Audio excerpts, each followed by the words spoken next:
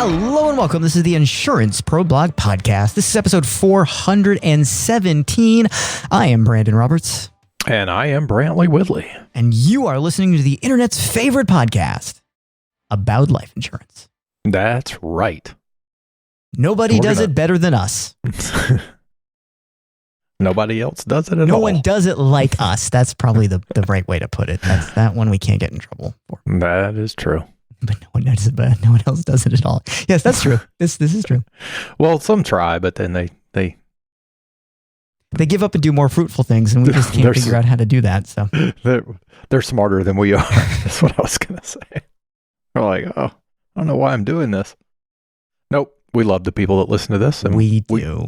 We hear from them often, so we do. We know that people listen, and occasionally we do talk about life insurance, as is in our tagline. Mm-hmm. Today is one of those days. Yep. So grab the popcorn and get excited. Unless you're in the car, don't do it at that point. That's don't. Not a good idea. Don't get too excited. Or at the gym. I remember people telling me some time ago, I listened to you when I'm at the gym. I'm like, ooh, I could only think of one way to make going to the gym worse, and that would be doing that. But okay. Exactly. So I guess I revealed things early on by saying we're actually going to talk about life insurance, but what in particular are we going to talk about? We're going to talk about the tax aspects of owning whole life insurance, specifically how they compare to all of the other things that you could do. Right. That's a hot topic. Lots of people like this. Because whole life insurance comes with a boatload of really great tax benefits. Mm-hmm. Now, at the same time... Without doing anything weird. Like, correct. Yep. That's, I think something I wrote years ago, I used without any voodoo or cheating. You'd mean you don't need like 5 different charitable LLCs to make donations to that won't work as a tax deduction? Ooh. Ba-dum-bum. That sounds oddly specific. Yeah.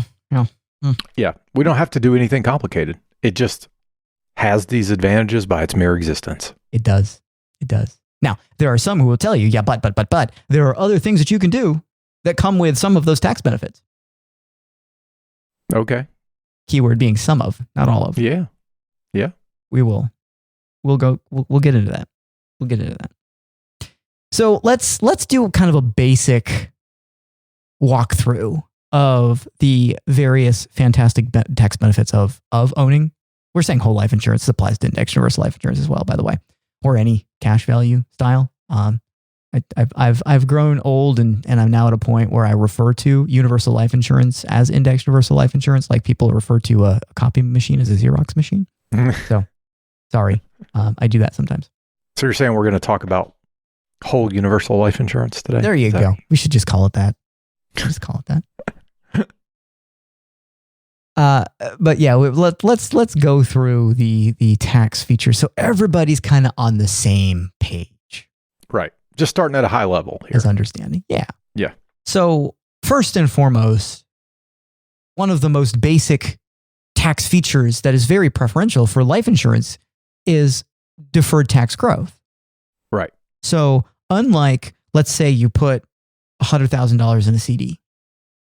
Yep. And the CD pays you $4,000 in interest. That $4,000 is now ordinary income that you must report when you file your taxes. Correct. So you don't get to keep all $4,000 per se. Right. You got to pay taxes on some portion of it. Yep. Life insurance doesn't have that problem. If you earn $4,000 of cash accumulation inside a life insurance contract, it's all yours, and there is no tax implication in that year. Right. Correct. So it just gets to compound. Correct. So you get to compound all of the money, not the net after tax money. That can, over time, create a higher balance. And it's especially impactful when you start thinking of it in terms of, okay, what's the rate of return I'm going to have to achieve? Right. To match what this is going to create in terms of usable money. We like to think of it a lot of times as buying power because a lot of our focus is on creating income with this one day. Right. So if I can compound all the earnings over a 20-year period at a 5% rate of return, year over year effectively. That's different than compounding a 6% rate of return where I owe taxes on it each and every single year. Right. So you're not having to work with the haircut. Yep. It can compound to become a larger number and therefore a larger income source than some of the other options that are out there. Right. Now, in addition to deferred taxes, you also have the ability to access the cash in a whole life insurance policy without income tax liability. Right. And there's two different options you have at your disposal.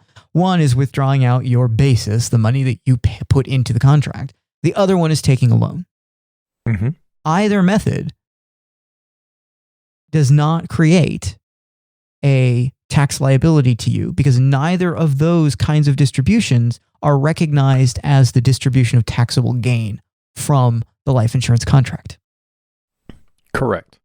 So let's take a side path here because I've had questions before, and you probably have too, about that first point where we talked about tax deferred growth. Yep. And people were like, I thought life insurance is tax free. I'm like, well, no. It is and it isn't. As long as you access the funds the way that Brandon just outlined through, withdrawal to basis.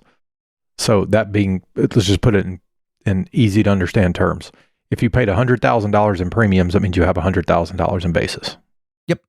So that means you can withdraw up to $100,000 without incurring any tax liability. Alternatively, you can also use loans. Yep. Or you can use them in conjunction with one another, but that will keep you from having a taxable event. On the other hand, if you said, as most of the time this happens, at least in our experience, when you have older clients who bought a policy years and years and years ago, and they get to a certain age and they're like, I don't need this life insurance anymore. Okay. And so I just want to surrender it. And so this could be taxable if you do like a full surrender. And let's say you paid $100,000 in premiums over the years that you had it, but the cash value is $125,000. Okay. And you do a full surrender, then you have a taxable gain of $25,000. Yep. Full surrender means the contract doesn't exist anymore. They just gave you the money back. So they gave you $120,000. They wrote you, the life insurance company, in exchange for you not having the policy anymore, write you a check for $125,000. You've cashed out. You've cashed out. So now you have a taxable gain. So that's why it's not totally tax-free. But only in the situation where you have actually cashed out. Yep. So to be clear about the functionality of this, if you put money into a life insurance contract, you accumulate whatever balance you get, you start withdrawing through the methods that I've mentioned, either withdrawal of your basis or taking loans against it, you still have not incurred any sort of tax liability, which means you can accumulate a large sum of money without any income tax liability incurred through that process. Then you can distribute that money without incurring any sort of income tax liability. There's nothing special that you have to do. You just have to ensure that you, one, pay the premiums, and two, either withdraw the basis or take a loan. Yep. That's it. Nothing super special beyond that. Nope. Very, very easy to do, in fact. So the third thing, what about the death benefit? Death benefit's tax-free, income tax-free to most beneficiaries. So you can pay out or bequeath some sum of money to loved ones, and they do not then receive any sort of tax liability for the receipt of those funds. I know there's going to be people who cringe at me saying this. You're probably going to cringe at me saying this. It's almost like a stepped-up basis. I don't co-sign that. No, I get what you're saying though, mathematically speaking. So if you've got, so let's say that you've let's go back to your example. You've paid $100,000 of premium. You got $125,000 of cash value. Let's say at the same time you have like $400,000 death benefit. Right. You die. Now you've left $400,000 to beneficiaries. Let's say they're your kids. they receive $400,000 without tax liability on that. Right. Pretty good deal. That's not so bad. Right. That's not to remember we also said income tax. We're not talking about estate taxes here. Correct. If you have an estate tax liability, which is a very small segment of the population, life insurance proceeds that you own directly are going to be part of your taxable estate. Yeah. If you don't own it directly, which means it's put in a trust that you do not have ownership of, then that's a different story. An irrevocable trust. Correct. You're going to need a net worth valued at basically $28 million as of this year in order to begin to worry about this problem. Right. And it doesn't apply, which we're putting all the caveats here, but it doesn't apply to spousal, like if you're passing it to your spouse. So Correct. And the rules still apply that spouses can carry forward your exemption as well. So right.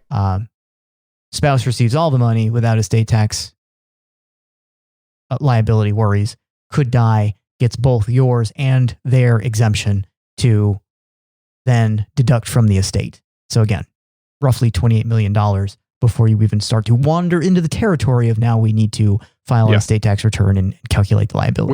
We don't run into a lot of these situations nowadays.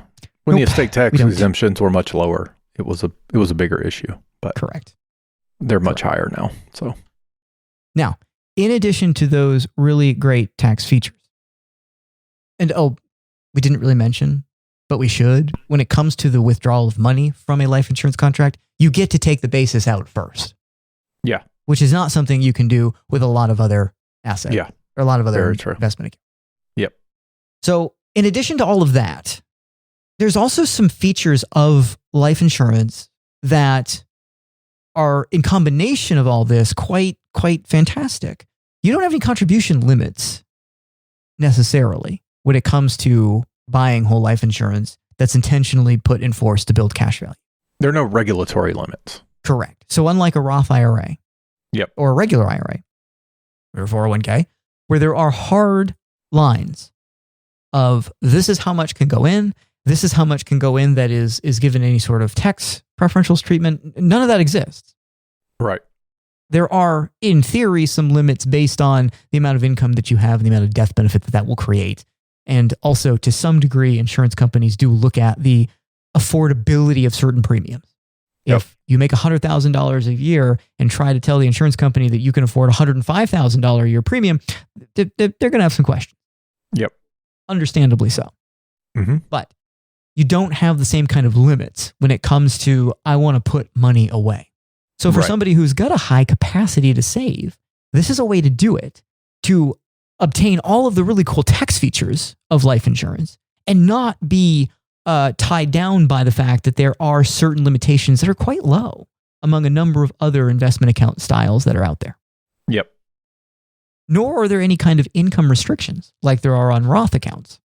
And yes, I do realize there's a way to get there in a more circuitous way when it comes to the Roth account establishment through what we like to refer the back door. Yes, that exists. That's true. But even that is limited in terms of IRA contributions. Right. Yep. Life insurance doesn't contend with any of those things. Right. There are also no RMDs associated with life insurance. So if you have accumulated a substantial balance of cash value, you are not compelled by any kind of law to begin distributing money from the life insurance contract. Right. And there at are any also, age. Like, correct. It doesn't matter. And there are no restrictions on your ability to continue putting money into a life insurance contract when you no longer have earned income. Right. So if you are simply moving assets around because you're no longer gainfully employed, that's fine. Unlike IRAs, which do require you to have income, earned income, I should say, to make contributions. Life insurance contracts, whole life insurance specifically, also comes with the feature of guaranteed accumulation. Right. So unlike most assets you would put in an IRA, for example, whole life insurance specifically comes with a contractual guarantee to grow at a certain rate for the entirety of the contract's existence. Mm-hmm. And the guaranteed accumulation rate's actually quite high when you think about the fact that this is something that could be going on for decades. Yep. It's well in excess of the guaranteed accumulation rate you would ever find with a longer duration CD, for example. Right. Well, I mean, think about what guarantees were over the 10 plus years where we effectively had 0% interest rates. Yep. I mean, they were, well, it's a complicated story. The guaranteed accumulation rate was 4%. Now it's on most policies. Now it's more 3%. It's gone down. It's gone down. And it went down specifically because of that prolonged period of low interest rates. It was a complicated guarantee to keep around for life insurance companies. Yeah. And that was why it was changed. Mm-hmm. The industry lobbied for it to be changed because it was putting a lot of pressure on them. But even 3% guaranteed forever is a solid guarantee. Yep.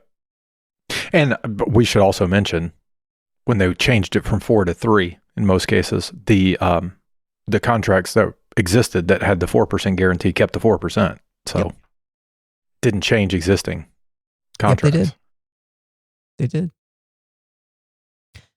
The other thing that life insurance does is it really simplifies, again, a word that some are going to cringe at, investment choices.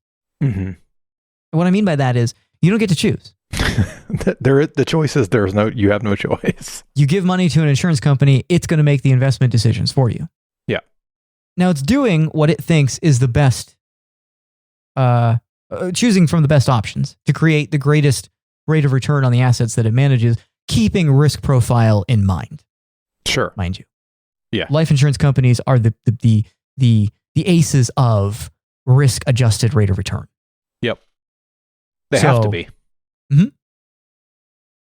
So this puts you in a place to get a very reasonable rate of return without having to sift through all of the complex options. Yep. And worry about whether or not you're making the right decision. Yep. The DIYers hear this and they go, well, that's dumb.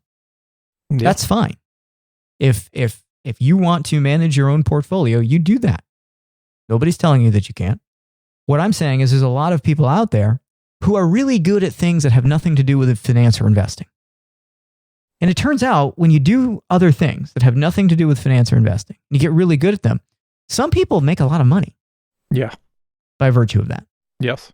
There are some people who are really good at running a plumbing business. Yep. And others are really, really good at running restaurants. Mm-hmm. Those are not skills that have any kind of overlap with managing your investment portfolio. Right. So those people are really good at getting up every day and running their businesses and making a lot of money by virtue of doing that. Yep. But they're not going to spend their free time trying to figure out what the bogleheads mean when they talk about certain investment funds and why it is they should hold through a market downturn. Right. Exactly. And I mean, look, we work with some people who would be considered professional investors, and they like whole life insurance because they're like, the life insurance companies are really good at this thing. Risk-adjusted rate of return. There you go. Like they do that better than anyone else. So right. We sold this stuff to bond traders. It's not going to like, we're not going to take, $1 million and turn it into $20 million magically. No. But when they look at it, they go, yeah, they're really good at doing this, at achieving a risk-adjusted rate of return inside of a very, very low risk profile. Yep. So not as easy to do as it sounds, by the way. If I spend most of my waking hours trading other assets with much riskier profiles in the pursuit of higher rates of return, that's fine. Yep. But I'm going to take some of that money, silo it, and give it to the insurance company because that's going to grow at a slower rate, but it's also protected. Yep. So if I do some really dumb things over here, those days may come. But I know I'm not totally sunk because I got this other position. I got money over here. Mm-hmm. Yep. Gives me time to hopefully correct the mistakes I make on the other end of this. Yeah, exactly. All right, moving on. Now, with all of this being said, there are a number of things that one can do with whole life insurance that capitalizes on these various tax preferential features. Right. We already mentioned earlier income. Income is the one that we hold to be the most interesting and most fantastic. Right. The yield to cost of life insurance contracts is phenomenal. Mm-hmm. In our experience. And we've looked at a lot of other options and we've tried to come up with other things that we think could do better. And the jury's out there on their dominance versus whole life insurance and index universal life insurance contracts. Well, I would just add one caveat. Okay. We're looking for things that perform as well with the same risk profile. Yeah. And we just can't find it. No. So life insurance stands out. Yep. It's very strong at that. And the fact that it can create tax-free income while accumulating without tax liability, there's a simplification of the whole thing. Yep. That is easy to overlook. Mm-hmm. But I can tell you from experience, the number of times I have gotten to April 15th, or whatever day it is now, and discovered that my really, really awesome investment strategy that got executed several months ago in the prior year, so I have long since forgotten about it, which did net me a good amount of money, also cost me some money. Right. And I didn't always do a great job setting the right amount aside to deal with that. Because it turns out there were other things that I did throughout the year that I also forgot about, and that created an even higher liability than I was originally assuming would be the case. Right.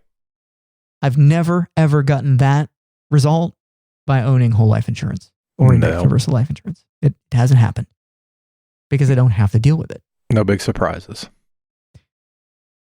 So when you get to retirement, the ability to distribute income and not have it impact your income tax liability has a lot of additional implications to it. Yep. Not only does it not create its own tax liability, it doesn't count towards provisional income, which means it doesn't make Social Security income taxable. Right. Or it doesn't go into that calculation. Yeah. Correct.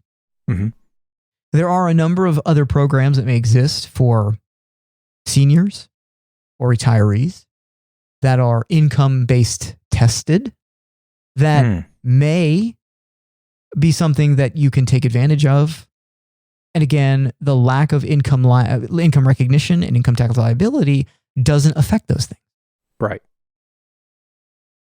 Yep. So, like, I think you're speaking of, like, probably in your mind, because you know Vermont, right? There's some sort of tax abatements, property tax discounts that are done. If your taxable income is below a certain threshold. Correct. Which you could have lots of income distributed through life insurance and it's not affected. Right. That doesn't count towards it.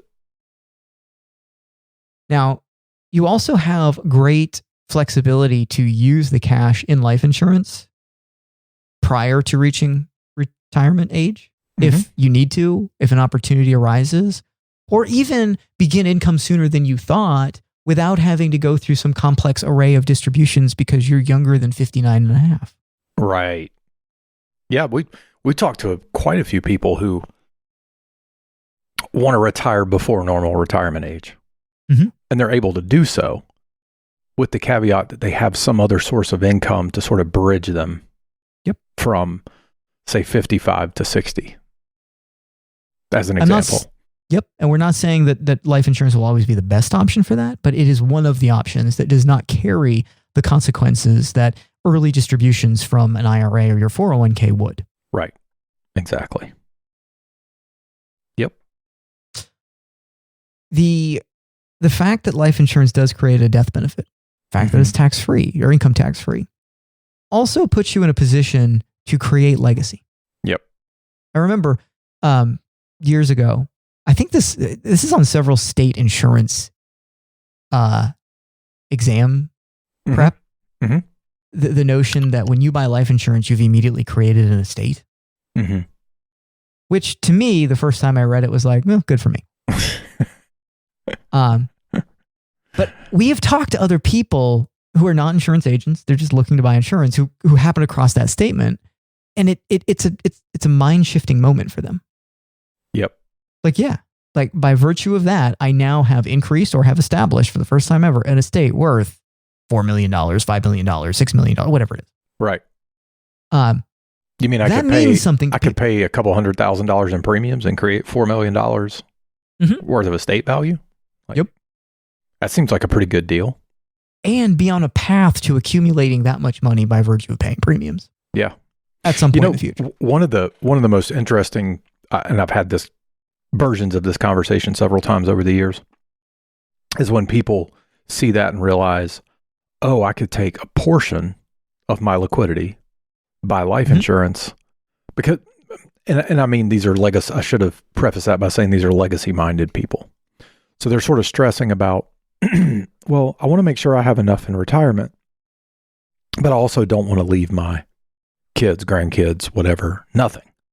Mm-hmm. And so they're sort of battling with this, how do I balance spending the money I want to spend and making sure that I leave them something? And if you have significant amount of liquidity, you can buy a life insurance policy. I'm not even talking about the cash value. I'm just talking about the legacy side. You can buy a life insurance policy to provide a death benefit, and then you spend all your money. I mean, hypothetically, I'm not saying anyone does that. I'm not knowing anyone to do that. But if we want to take it all the way to the extreme, that would be possible. Yep. The extreme is we say, okay, you got $5 million, so you're gonna take like $1 million and buy life insurance. Mm-hmm. Then you're gonna take $4 million and buy a new annuity, and just die broke. Right. That was a book, right? Yeah, I think it was. Which, again, not something we're advocating for, but like that's the extreme of the extreme examples. That you can theoretically recreate the account balance, but then have access to the income aspect of the money that you have and not worry about it. Right. Exactly. That does exist. Mm-hmm. One other thing to mention about life insurance, because of its risk profile, and this is not new territory for us, we were pretty early on this discussion. Life insurance does a phenomenal job mitigating the reality of sequence of returns risk. Right. Which, I mean, goes hand in hand with supplementing retirement income, really. Yep. So the odds that the market will turn against your favor by virtue of just the timing of when you retire. Yeah. Could have a dramatic impact on what you're ultimately able to generate for income. Right. Depends on how strategic you are about things ahead of time. And or how long it lasts. Yep. Life insurance is a fantastic way to greatly minimize that impact. Yep. Because it simply will not participate in the market decline. Right. Now, we mentioned earlier, everybody knows somebody who's going to come up with the yeah but statement. So let's do the yeah buts. The yeah buts. So, tax-free growth, tax-free distributions, you can get that in a Roth IRA. Mm-hmm. There's lots of Roth 401ks around now. Mm-hmm. And Roths don't have RMDs. Right. So you're not true. You haven't said anything that's not true yet. So you can even take a FIFO, first in, first out distribution from a Roth IRA. Right. So if you want to take a distribution prior to 59.5, that is an option. Right. But you do have income limits on Roth contributions. Right. And you do have hard limits on Roth contributions, regardless of your income. Right. You do not have access to the investment profile of a whole life or even index universal life insurance policy inside a Roth IRA or any IRA. So you have to try and replicate that somehow. Again, we've already mentioned, we've tried very hard to do that. And we've yet to figure out how to. Right. And we have talked to some really sophisticated investors out there. Mm-hmm. Mm-hmm. And I'm sure, based on who they are, we've not gone deep into these conversations with them. They too have tried to figure out how to replicate this aspect. And I think at the end of the day, it's not something you can do because individually, you'll never have the scale that an insurance company will have. Right. So you can't create the minimum Absolutely guarantee that they can create. You just can't do it. Yeah. Because of their scale and their size, and because you're a participant in what they're doing, it practically forms a buffer for you against making bad decisions. Mm-hmm. And that's not to say that the insurance company doesn't lose money on some things. I'm sure they do. But it just doesn't affect you. Right.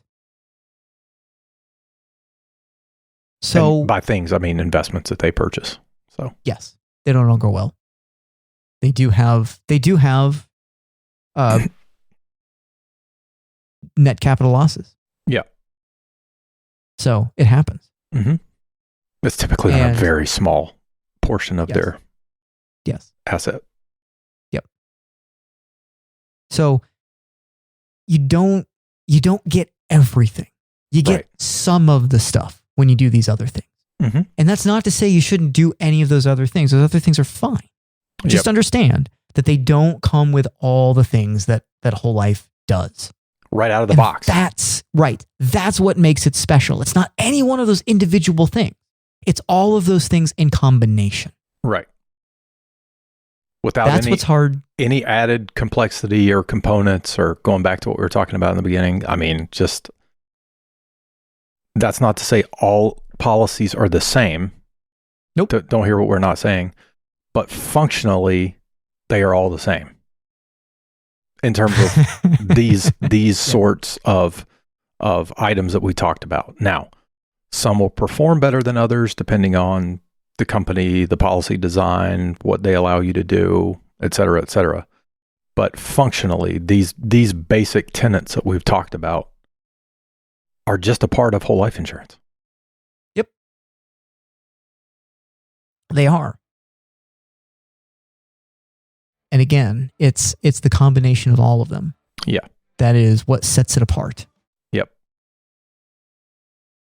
Agreed. And that's basically everything for today. That's all we got to say about that. So I am Brandon Roberts. And I am Brantley Whitley. And we will see you next week.